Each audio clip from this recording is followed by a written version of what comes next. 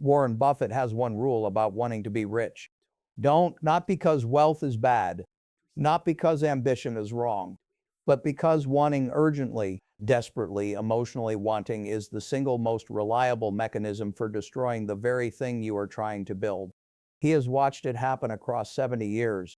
Brilliant people, motivated people, people who worked harder and sacrificed more than almost anyone around them. People who wanted it so badly they could not sleep. They never got there. Not because they lacked the intelligence, not because they lacked the opportunity, because they wanted it too much. And here is the part that will stay with you long after this video ends. The more intensely you want it, the further away it gets. Not metaphorically, mechanically. The wanting itself is the obstacle. And until you understand exactly why, you will keep running harder in the wrong direction. There is a pattern Warren Buffett has observed so consistently across 6 decades of watching people pursue wealth that he has come to treat it as a law. The people who want money the most urgently are almost always the people who end up with the least of it. This is not a coincidence. It is not bad luck. It is cause and effect, a direct, mechanical relationship between the quality of desire and the quality of the financial decisions that desire produces. When you want to be rich, urgently, emotionally, with your identity attached to the outcome, something happens to your thinking. The time horizon collapses. The risk tolerance inflates. The capacity for patience, which is the single most important ingredient in building lasting wealth, evaporates almost entirely. You stop asking, is this a good business? You start asking, how fast can this make me money? You stop asking, do I understand what I own? You start asking, is anyone else making money on this right now? You stop building, you start chasing. And chasing, as Buffett has watched across every market cycle of the past 70 years, is the most reliable path to financial ruin ever discovered. Today we are going to examine why. We are going to look at what wanting does to the mind, what building does instead, and most importantly, exactly what Buffett says you should do instead. Not in theory, in practice. Starting now. To understand Buffett's relationship with wealth, you have to go back to the beginning. Not the beginning of his career, the beginning of his obsession. He was 6 years old when he sold his first pack of gum door to door in his neighborhood. He was 7 when he checked out a book from the library called 1,000 Ways to Make $1,000 and read it in a single sitting. He was 8 when he started tracking stock prices in the newspaper, not to trade them, but because the numbers were interesting. He was 11 when he bought his first shares. None of this was driven by a desire to be rich in the way most people mean when they use that phrase. There was no image of a mansion, no fantasy of luxury, no urgent need to prove something to the world. There was something quieter and more durable, a genuine, almost obsessive interest in the mechanics of how value is created, accumulated, and compounded. Buffett has described his relationship with money as closer to a game than a goal. Not a game in the trivial sense. He is not cavalier about money, and he never has been. But a game in the sense that the intellectual challenge of finding undervalued businesses, understanding their economics, and watching the thesis play out over years is intrinsically interesting to him regardless of the financial outcome. This distinction between pursuing wealth as a goal and engaging with business as a genuine intellectual interest is not cosmetic. It produces fundamentally different behavior at every decision point. The person pursuing wealth as a goal needs the outcome. They are emotionally invested in being right, being profitable, being able to point to a number that validates the pursuit. When investments go wrong, as they always sometimes do, the emotional need to be right produces motivated reasoning, denial, and the inability to cut losses. The person engaging with business as a genuine interest is curious about the process. When investments go wrong, they want to understand why. Not to protect their ego, because understanding why something failed is genuinely interesting, and because that understanding is itself an asset, one that compounds over time into better judgment. Buffett became Buffett not because he wanted to be rich more intensely than anyone else. He became Buffett because he wanted to understand business more deeply than anyone else, and the wealth was the natural consequence of that understanding, applied patiently over a very long time. There is a specific mechanism by which wanting destroys wealth, a precise psychological sequence that Buffett has identified and that researchers in behavioral finance have spent decades documenting. It begins with urgency. When you urgently want something, when the desire is intense and the timeline feels compressed, the brain shifts into a different mode of operation. The prefrontal cortex, which handles long-term planning and rational evaluation, becomes less active.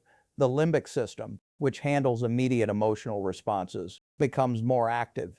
The result is a cognitive profile that is objectively worse at making long-term financial decisions. You evaluate opportunities on a shorter time horizon. A business that will be worth twice as much in 10 years feels less attractive than one that might be worth 50% more in 6 months, even though the first is clearly the better investment. The urgency distorts the math. You become more susceptible to social proof. If other people are making money on something, the urgency to not miss out intensifies. The question of whether the underlying investment is sound becomes secondary to the question of whether other people are currently profiting from it. This is the psychological mechanism behind every speculative bubble in history. Not stupidity, urgency. Smart, capable people making emotionally driven decisions because the wanting overwhelmed the thinking. You become less tolerant of the periods of apparent inactivity that are essential to compounding. Buffett has described sitting and doing nothing, holding great businesses, letting them compound, resisting the urge to optimize or adjust as one of the most difficult and most important things he does. It is difficult specifically because it looks like nothing. In a culture that equates activity with progress, deliberate inactivity requires a psychological strength that urgency completely destroys. The urgent investor cannot sit still. Every day the portfolio does not dramatically increase feels like a day wasted. The pressure to act, to find something, to do something, to make the money move becomes overwhelming. And so they act. And acting in investing is almost always more expensive than not acting. In 1969, Warren Buffett did something that almost nobody in his position would have done. He shut down his investment partnership, not because it was failing. It had delivered extraordinary returns for more than a decade. Not because he was burned out. He was 38 years old and had more energy for the work than most people half his age. He shut it down because he looked at the market environment and concluded, honestly, that he could not find investments that met his criteria. Valuations were high. The opportunities that had driven his earlier returns had mostly disappeared. And rather than stretch his criteria, rather than start buying things that were almost good enough because the urgency to deploy capital demanded it, he returned the money to his partners and waited. He waited for years. Most investors cannot do this. Then the urgency to be doing something, to be in the market, to be generating returns, to be able to point to activity that justifies their position makes genuine patience almost psychologically impossible. They stretch their criteria. They lower their standards. They tell themselves that the environment has changed and the old rules no longer apply. Buffett did not stretch his criteria. He sat in Omaha, read, thought, and waited for the market to offer him something that genuinely met his standards. When it finally did, when the market of the early 1970s offered extraordinary businesses at extraordinary prices, he was ready. He had capital. He had clarity. He had the patience that urgency had not been allowed to erode. This is not a strategy that sounds impressive at a dinner party. It does not generate the kind of story that makes people lean forward with envy. It is quiet, disciplined, almost monastic in its refusal to perform wealth building for an audience. But the results speak for themselves. And the results are almost entirely a function of what Buffett was willing not to do and for how long. Like, want to stop for a second and be honest with yourself. Think about the last financial decision you made. Not the logic you used to justify it afterward. The actual feeling that drove it. Was it curiosity? Genuine understanding of what you were buying and why it would be worth more in 10 years? Or was it urgency? The fear of missing something? The anxiety of watching others make money while you stood still? The desperate need to feel like you were moving toward the life you wanted? If you answered honestly, the answer is probably urgency. Not because you are irrational, because you are human. And the financial world is built deliberately, profitably, systematically to manufacture and amplify that urgency every single day. Every financial news channel needs you to believe that what happens today matters. Every trading platform is designed to make action feel essential. Every social media feed shows you someone who bought something at exactly the right time and made a fortune, never the 1,000 people who bought the same thing at the wrong time and lost everything quietly. The industry profits from your urgency. Your urgency profits almost nobody but them. Buffett opted out of this system entirely. He lives in Omaha, not New York. He does not watch financial television. He does not check prices every morning. He has built a life specifically engineered to eliminate the inputs that create urgency and protect the conditions, deep reading, long thinking, patient waiting that allow genuine judgment to develop. That this is not accidental. It is a deliberate daily choice to protect himself from the single most expensive emotion in investing. What does Buffett actually advise? Not in broad strokes, in specific. Because the shift from wanting to building is not a philosophical exercise. It is a set of concrete, daily practices that anyone can begin today. The first is to invest in yourself before you invest in anything else. Not your portfolio, your knowledge.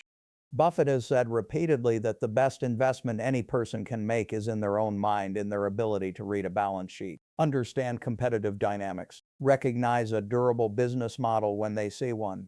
This knowledge cannot be taxed. It cannot be inflated away. It compounds the same way money does, slowly at first, then faster than you can believe. His specific instruction: spend 1 hour every day reading about business and economics. Not news, not tips, the fundamentals, annual reports, business histories, books on how industries actually work. Do this for 10 years and you will understand more about how wealth is actually created than almost anyone around you. That understanding, applied consistently, is worth more than any stock tip ever given. The second is to find the game, not the goal. Buffett has been explicit about the fact that he would do this work for free, that the intellectual engagement is its own reward. Most people cannot say that about investing because they are not genuinely interested in it. They are interested in the outcome. His advice here is blunt. If investing does not interest you as a process, do not try to do it actively. Buy a low-cost index fund, automate the contributions, and leave it alone. This is not a consolation prize. Over most 20-year periods, this approach outperforms the vast majority of active investors, including many professionals. The enemy of the index fund investor is not bad strategy. It is the urgent desire to do better, which leads to exactly the kind of timed, emotional decisions that destroy return. The third is to build what Buffett calls the inner scorecard. Not the outer scorecard, not how your decisions appear to others, not what your returns look like compared to a benchmark, not whether you have a story to tell. The inner scorecard is a private, honest accounting of whether your decisions are grounded in genuine understanding or in urgency and hope. Before every financial decision, ask yourself whether you could explain your reasoning clearly and honestly to a skeptical friend, not a framework designed to make the decision look good. An honest explanation of why this makes sense, what could go wrong, and how confident you genuinely are. Most people who apply this test honestly find that many decisions they were about to make were driven not by understanding but by urgency, by the fear of missing out, by social pressure. The test does not eliminate the feeling. It makes it visible, and visible urgency is urgency that can be managed. The fourth is to stop measuring your wealth by the number. Buffett does not define his financial success by the size of his net worth at any given moment. He defines it by the quality of the businesses he owns, the durability of their competitive advantages, and the integrity of the management teams running them. This matters because the number fluctuates, sometimes dramatically. The quality of the underlying businesses fluctuates far less. If you are measuring the number, every market downturn is a crisis. If you are measuring the quality of what you own, a market downturn is information about sentiment, not about the value of what you hold. The fifth is to protect your time horizon like it is your most valuable asset. Because it is, compounding is not primarily a mathematical phenomenon.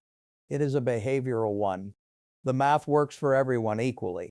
The behavior, the actual willingness to hold great businesses across downturns, corrections, and years of apparent underperformance is where almost everyone fails. And they fail not because they do not understand the math, but because the urgency becomes intolerable. Every year you shorten your time horizon by selling in a downturn. By chasing something that is moving faster, by deciding that the waiting is not worth it, you surrender a year of compounding that cannot be recovered. The cost is not linear, it is exponential, and the urgency that causes you to shorten the horizon is almost always the most expensive feeling you will ever act on. There is a test Buffett has described not in those words, but the concept runs through everything he has said about motivation and money over 60 years. Ask yourself this: if you knew with absolute certainty that your portfolio would not increase in value for the next 10 years, that everything you own would sit exactly where it is, neither growing nor shrinking, how would you feel? Most people, if they are honest, would feel something close to panic. The urgency would become unbearable. The desire to do something, to find something that is actually moving, to not be left behind, would overwhelm every other consideration. Buffett would feel nothing of the kind.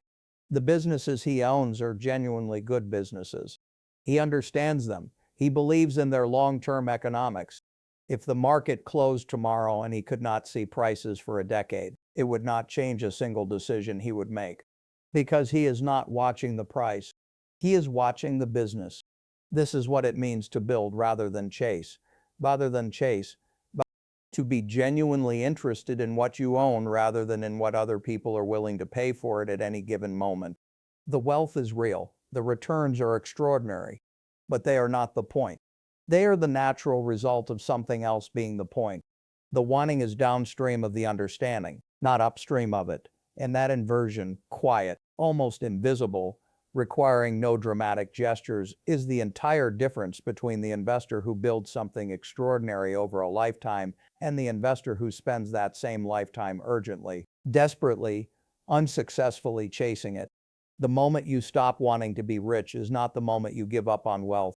It is the moment you finally become capable of building it. And that moment, the one Buffett found before he turned 20, the one most people spend their entire lives running away from, is available to you right now. Not next year, not when the market is calmer or your situation is more stable or you feel more ready. Right now, in the decision you make next, in whether you act from urgency or from understanding. That choice, made consistently, across years and decades, is the only thing that has ever separated the builders from the chasers.